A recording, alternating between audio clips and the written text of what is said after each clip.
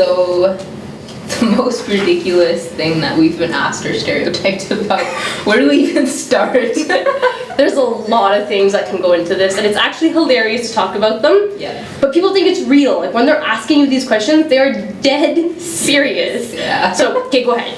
It's really funny because they're dead serious, but they try to play it off as a joke because they don't want to sound like racist or anything like that. And I've noticed it more since I started wearing the hijab, is just ridiculous comments. Like, during the Christmas season at work once, this man asked me if my hijab came in a Santa Claus version, and I don't think, like, I didn't even process when he was, like, asking me at first, because I was just, like, stared at his face, and then I was like, what do you say to someone who asks you that? Like, I'm sure he knows why I'm wearing it. Like, it's pretty obvious that I'm a Muslim and that Muslims don't celebrate Christmas. Yeah, that's a little bit mind-boggling. Yeah. But it's common. You hear things like that all the time.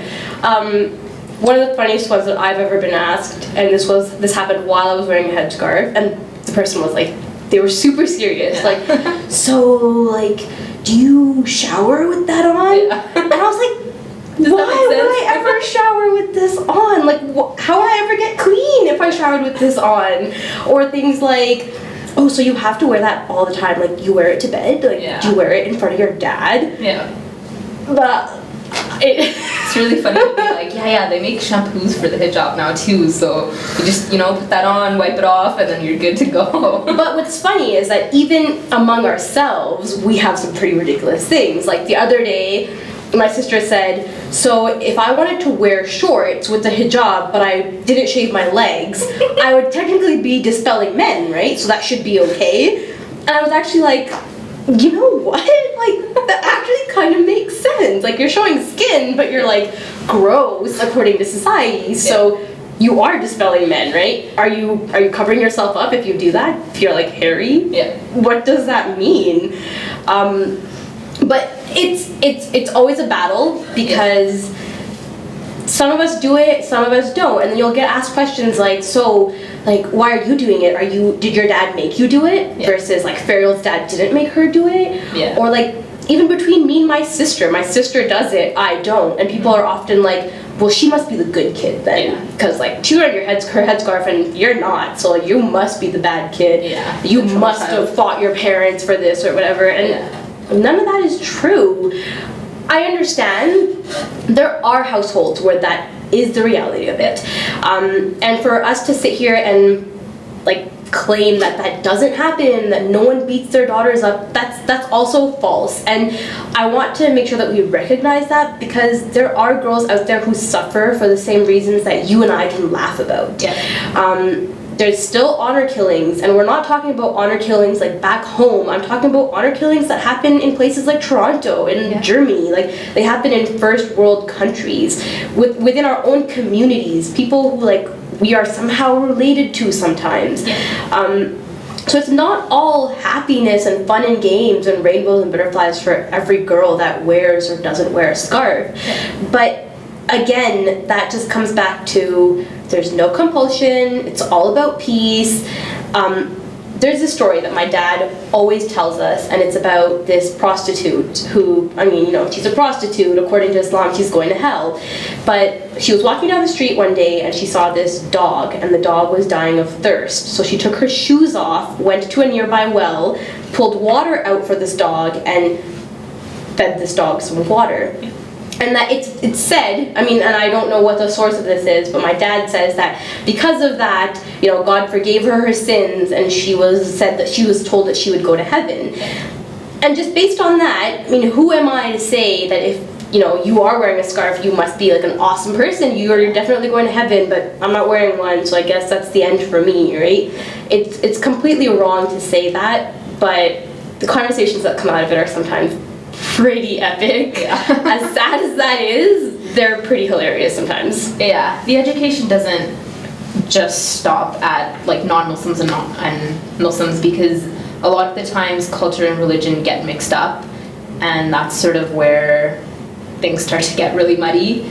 And like, a lot of people need to understand that religion and culture are not the same thing, and that religious or cultural practices can't be given a religious name, or like that I'm wearing the hijab differently, so that must mean that I'm part of some sort of different sect or a different, like a different region or something like that, where is like the hijab is also like an expression of the self, right? So you're gonna wear it how you feel comfortable wearing it, because it's not easy. I mean, it's not easy to wear a hijab and be singled out as, you know, like I mean, going back to the really ridiculous stories where people just tend to assume things about you as soon as you like outwardly look different. But a little while after I started wearing the hijab, a man asked me where my accent was from. And I was just so confused for a second, because I was like, I was born and raised in Canada, like where would my accent be from? So I was like, Canadian.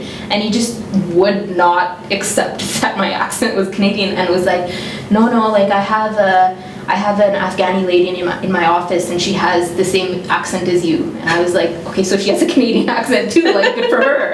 And it's just, you know, like people just, I mean, you gotta step back and like kind of think about what you're asking someone, and whether it would sound ridiculous if you know, turn that question on yourself. Like if I went up to some Canadian dude and was like, yo, where's your accent from? You'd be like, what the heck, like it's Canadian. You know? It's funny because this whole like scarf wearing thing is also really big in social media. You've got fashion bloggers that revolve their blogs around how to wear your scarf in like pretty ways. So it's not like it's not a small thing anymore. But when things get really bad in the media, there are times when, like my sister, for example, she'll come home on some days after something has hit the news recently where, you know, some kind of Muslim has been involved, and she'll say something like, I felt like people on the bus were looking at me differently today because I was wearing a headscarf. And it's scary to feel that way. It's scary to know that there's people that feel that way in a society and in a country where we're supposed to feel so safe all the time. So there's definitely issues around it. And I mean, you know, we're kind of talking about the hijab and like women, but I'm sure there's things that boys deal with too that are ridiculous. Like, you know, like you choose to not have sex before marriage. Like, what are you? Yeah. Do you live in 2015? Like, what's wrong with you, kind of thing. So I feel like we selectively focused on ridiculous things revolving women, but there's lots more out there that we didn't talk about. Yeah, I think also ridiculous in the sense where your personal feelings come out, like talking about 9/11 earlier, I remember after 9/11 happened, I was probably like 8 or 9 years old, and I remember sitting in the car with my brother, and he was listening to a Bollywood song really loud, and we had the windows down because it was summertime. And even at that young age, I was telling him to turn down the music or put on an English radio station because I was scared of I don't know, what I was scared of, like someone throwing rocks at my car or something like that. Like, it was completely ridiculous to think that.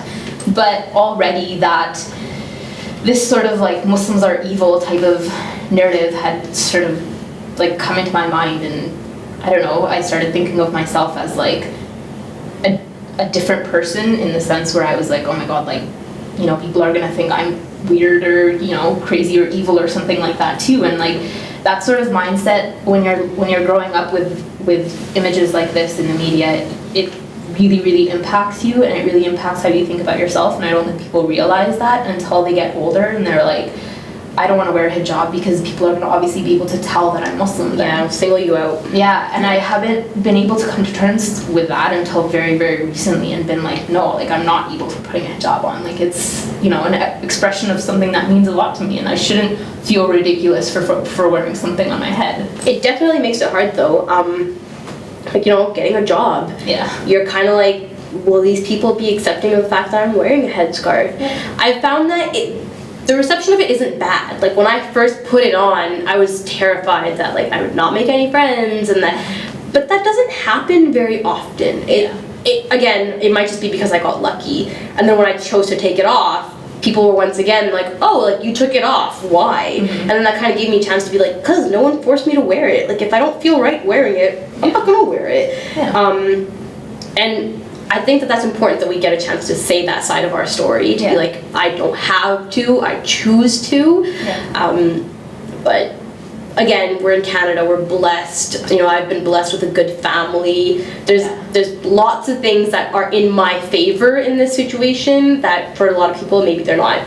So it's different in every household, every region or whatever. Mm-hmm. But for the most part, we do take our scarves off when we shower. Yeah, for sure. Yeah. And sleep. Yeah, and in front of our dads usually. Yeah. Usually all the time. Same.